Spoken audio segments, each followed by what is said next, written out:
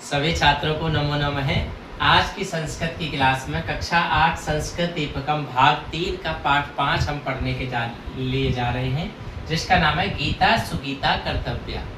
आज हम जो गीता हमारी जो महाभारत से निकली है, उस गीता में जो क्या उपदेश श्री कृष्ण ने अर्जुन को दिया है, उसको जीवन में, उसको व्यवहार में किस तरह से अपनाएंगे।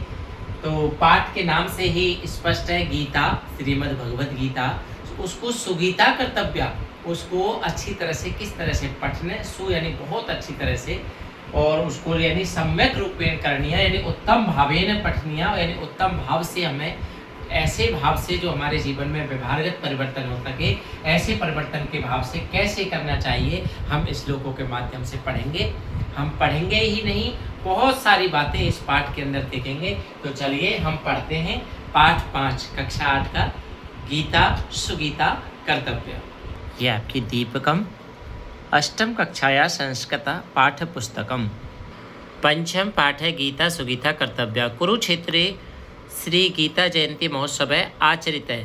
कुरुक्षेत्र में श्री गीता जयंती का उत्सव आयोजन किया जा रहा था। तत्र बहवः जना आगच्छन्, वहाँ बहुत सारे लोग आ रहे थे। रमेश अपि स्वजनकेन सह तत्र गतवान, रमेश भी वहाँ अपने जनक के साथ, जनकेन सह यानी अपने पिता के साथ वहाँ गया। कथावाचक गीताया विषय वर्णयति स्म, कथावाचक गीता के विषय में वर्णन करता है। क्या वर्णन करता है कि गीता सुगीता कर्तव्या के मन्ये शास्त्र विस्तरै या स्वयं पद्मनाभस्य मुख पद्मात निस्तृता, यानी गीता सुगीता कर्तव्य, गीता को सुगीता करना चाहिए अन्य शास्त्रों की अपेक्षा। अन्य शास्त्रों से क्या लाभ? या स्वयं, जो स्वयं पद्मनाभ कहते हैं भगवान विष्णु, भगवान विष्णु के मुख पद्मात निस्तृता, जो मुख कमल से निकली हुई जो वाणी है वह गीता है। स्वयं भगवान विष्णु के मुख कमल से ये निकली हुई है।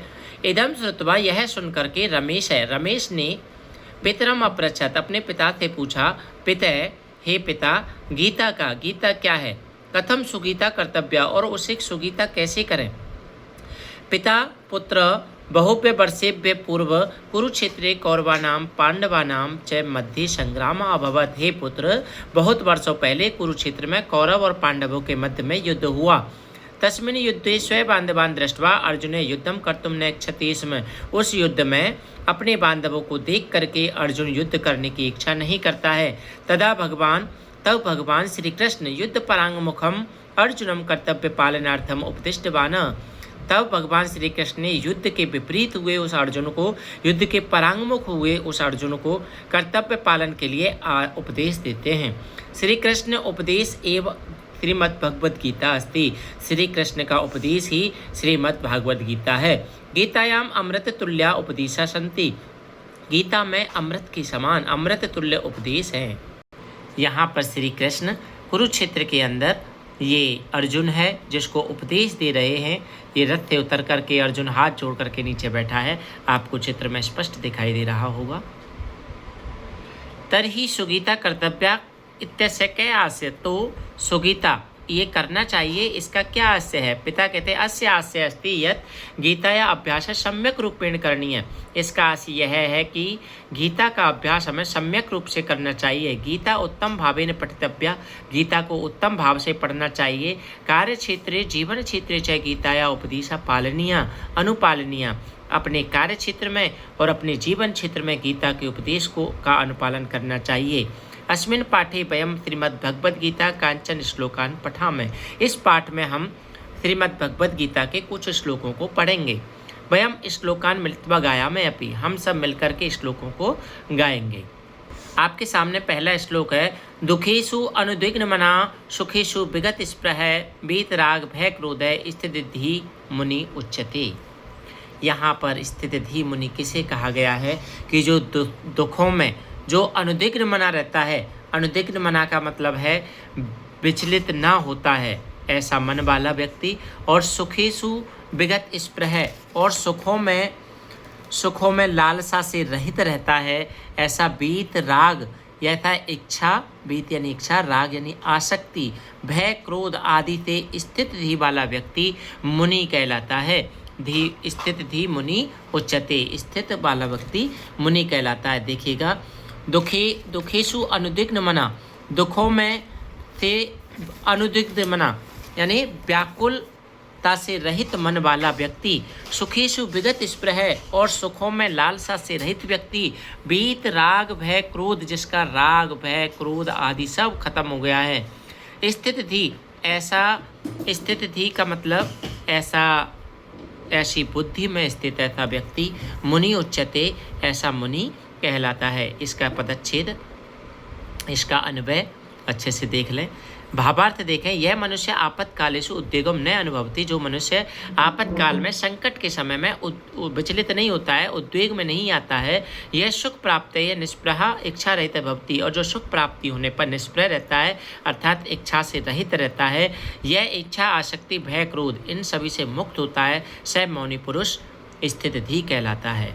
श्लोक नंबर 2, क्रोधात भवति सम्मोह, सम्मोहात स्मृति विभ्रम, स्मृति भ्रंशात बुद्धिनाशो और बुद्धिनाशात प्रणश्यति। क्या होता है देखिएगा, इसका पदच्छेद, क्रोधात भवति सम्मोह, सम्मोहात स्मृति विभ्रम और स्मृति विभ्रम बुद्धिनाश, बुद्धिनाशात प्रणश्यति। यानी क्रोधात सम्मोह भवते, क्रोध से सम्मोह होता है और सम्मोह से स्मृति विभ्रम यानी स्मृति नष्ट हो जाती है और स्मृति नष्ट होने से बुद्धि का नाश होता है और बुद्धि के नाश से जने प्रणश्यति लोगों का नाश होता है। याद रखिएगा कि मानव से, भावार्थ देखें इसका, मानव से यदा क्रोधे भवति, मानव को जब क्रोध होता है, तदा क्रोधात अविवेक उत्पद्यते, तब क्रोध से अविवेक की उत्पत्ति होती है और अविवेक जब उत्पन्न होता है तो वह अपने आप को भूल जाता है। किम योग्यम च किम अयोग्यम, क्या योग्य है और क्या योग्य है, इसका बिना विचार किए क्रोध में वह मोहम प्राप्नोति, यदा अधिकम व्यामोहम, और जब अधिक व्यामोह होता है, तदा मनुष्य स्मृति निष्क्रिय नष्टा च भवति, तब उसकी जो स्मृति है वह निष्क्रिय और नष्ट हो जाती है और स्मृति नष्ट होने से उसकी बुद्धि का नाश हो जाता है। बुद्धि नाशात तथा मनुष्य विनाशम प्राप्त होती है और बुद्धि का जिसका नाश हो गया वह मनुष्य विनाश को प्राप्त होता है। नंबर 3 देखें, तद विद्ये प्रणिपातेन परिप्रश्नेन सेवया उपदिच्छन्ति ते ज्ञानम ज्ञानेन तत्वदर्शिन। तो यहाँ पर श्री कृष्ण अर्जुन को कह रहे हैं कि हे अर्जुन, तद विद्धि प्रणिपातेन परिप्रश्नेन सेवया, यानी तत् यानी उस ज्ञान को, विधि यानी जानो, प्रणिपातेन विनम्रता पूर्वक प्रणाम से, परिप्रश्नेन पुनः पूछ करके, सेवया सेवा के द्वारा सेवा करके, उपदिच्छन्ति ते ज्ञानम ज्ञानी ने तत्वदर्शिन है, और जो ज्ञानी हैं वे तुम्हें उपदेश देंगे, क्योंकि सत्य का दर्शन कराने वाले वही ज्ञानी हैं। मतलब जो ज्ञानी है वे सत्य तत्व का दर्शन कराने वाले हैं, वही तुम्हें उपदेश देंगे, वही तुम्हें ज्ञान देंगे। इसलिए उनको प्रणाम करते हुए, उनसे बार बार पूछते हुए, परिप्रश्न करते हुए, सेवा करते हुए तुम ज्ञान को ग्रहण करो, उस ज्ञान को विद्धि यानी जानो। तो कहने का मतलब यहाँ भी सबके लिए आया है कि हमें बार बार प्रश्न पूछ करके, जहाँ हमें शंका होती है वहाँ पूछ करके हमें अपना ज्ञान बढ़ाना चाहिए। इसका ये शब्दार्थ, इसके ये पदच्छेद, अन्वय, ये भावार्थ। श्री भगवान श्री कृष्ण अर्जुन को उपदेश देते हैं कि हे अर्जुन, गुरु के समीप जाकर के यथार्थ ज्ञान को प्राप्त करने का प्रयास करो। भगवान विनीत जिज्ञासु च भूतवा गुरु सेवाम करो तू, और विनीत होकर के, जिज्ञासु होकर के गुरु की सेवा करो। तत्वज्ञानी गुरु हैं, वो तुम्हें ज्ञान प्रदान करेंगे, और जो सत्य का दर्शन करने वाले हैं वे ही यथार्थ ज्ञान वाले ही।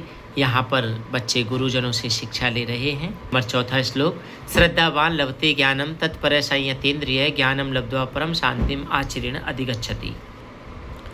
श्रद्धावान लभते ज्ञानम, जो श्रद्धावान रखता है वह ज्ञान प्राप्त करता है। किसमें? तत्पर संयत इंद्रिय, वह तत्पर होकर के संयत इंद्रिय के संयम में रखने वाला, संयत इंद्रिय अपने इंद्रियों को संयम में रखने वाला ऐसा श्रद्धावान व्यक्ति स मनुष्य दिव्य ज्ञानम प्राप्ति, वह मनुष्य दिव्य ज्ञान को प्राप्त करता है। ज्ञानम लब्ध्वा, ज्ञान को प्राप्त करके परम शांतिम आचरेण, वह परम शांति को शीघ्र ही प्राप्त कर लेता है। आचरेण अधिगच्छति, शीघ्र ही, आचरेण शीघ्र ही, अधिगच्छति प्राप्त कर लेता है। भावार्थ देखें, यह श्रद्धालु जो श्रद्धालु मनुष्य है वह दिव्य ज्ञानम प्राप्त निरंतरम प्रयासम करोतु, वह दिव्य ज्ञान प्राप्त करने के लिए निरंतर प्रयास करता है। तथा यह मनुष्य इंद्रियाणि स्ववशीकृतवान, जो मनुष्य इंद्रियों को अपने वश में करता है, यह मनुष्य दिव्य ज्ञानम प्राप्त थी, वह दिव्य ज्ञान को प्राप्त करता है और वह दिव्य ज्ञान को प्राप्त करके वह जीवन में परम अनंत आनंद को प्राप्त होता है। नेक्स्ट श्लोक 5वां देखें। अद्वेष्टा सर्वभूतानां मैत्रः करुणः एव च निर्ममो निरअहंकारः सम दुख सुख है क्षमी। देखिएगा